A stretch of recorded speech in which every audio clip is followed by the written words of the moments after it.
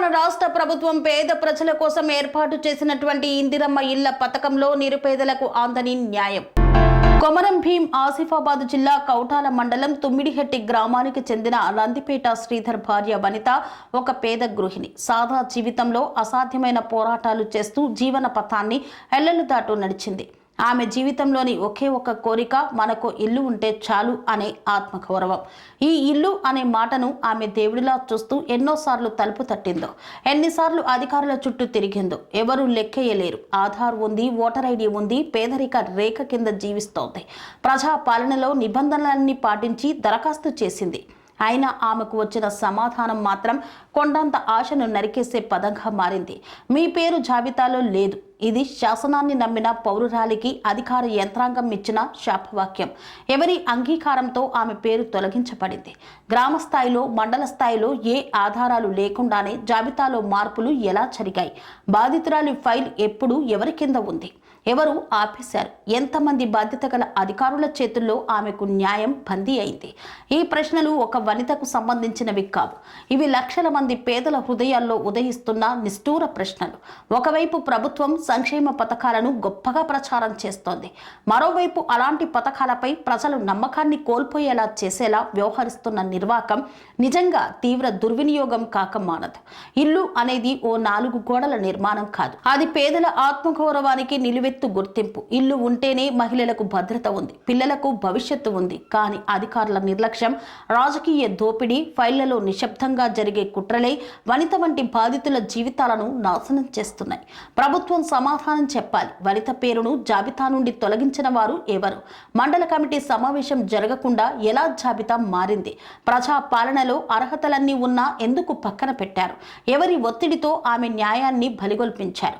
బాధితురాలి ఫైల్ ఎక్కడ ఆగిపోయింది? ఎవరి చేతుల్లో ఉంది? ఈ ప్రశ్నలన్నింటికి సమాధానం రావాల్సి ఉంది. అధికారుల నుండి కాదు, ప్రభుత్వం నుండి న్యాయం చెయ్యాలి. కానీ అది ఊకదంపటిలా కాదు. న్యాయం అనేది బాధ్యులను బహిరంగంగా నిలబెట్టడం ద్వారా మాత్రమే జరగాలి. తక్షణమే నందిపేట వనితకు ఇల్లు మంజూరు చేయాలి. ఆమెను జాబితా నుండి తొలగించిన అధికారులపై శాఖపరంగా కఠిన చర్యలు తీసుకోవాలి. మండల స్థాయిలో ప్రత్యేక కమిటీ ఏర్పాటు చేసి సమగ్ర విచారణ జరిపించి పూర్తి నివేదికను జిల్లా కలెక్టర్కు సమర్పించాలి. బాధితురాలికి న్యాయం జరిగేలా చూడాలని పేర్కొంటోంది. ఆమె మీడియాను ఆశ్రయించి తన ఆవేదనను వెల్లగక్కింది. కౌటాల మండల్, గుండాపేట పోస్టు, తుమ్మిడిహెట్టి గ్రామం. నాది ఇల్లు కూలిపోయినా కూడా పట్టించుకునే నాదు లేదు. ఇందిరమ్మ ఇల్లు కోసం ఎన్నిసార్లు దరఖాస్తు చేసుకున్నారు? 3 సార్లు చేసినాం సారు. దరఖాస్తు చేసి అధికారులు ఏమని మీకు స్పందించారు? ఏమని కూడా సమాధానం నాకు వేయలేదు.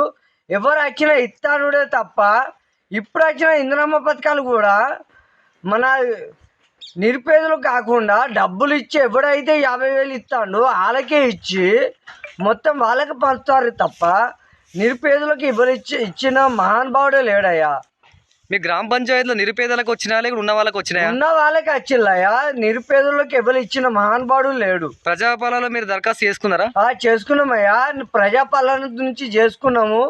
నిరుపేదలకు ఇచ్చిన మహాభావుడే లేడు. మీ ఇంటికి అధికారులు సర్వే చేయడానికి వచ్చారా? వచ్చిండయ్యా. వాళ్ళు కూడా రాసుకొని పోయిండ్రయ్యా. ఇప్పుడు మీ అధికారుల నుంచి ఏం కోరుకుంటారు? మాకు ఇల్లు రావాలని కోరుకుంటున్నామయ్యా. స్వామి బోధానంద గోసేవ ఆశ్రమం, సైతాపూర్. జ్యోతిష్యం, వాస్తుశాస్త్రం మన పూర్వీకులు మనకిచ్చిన వరం.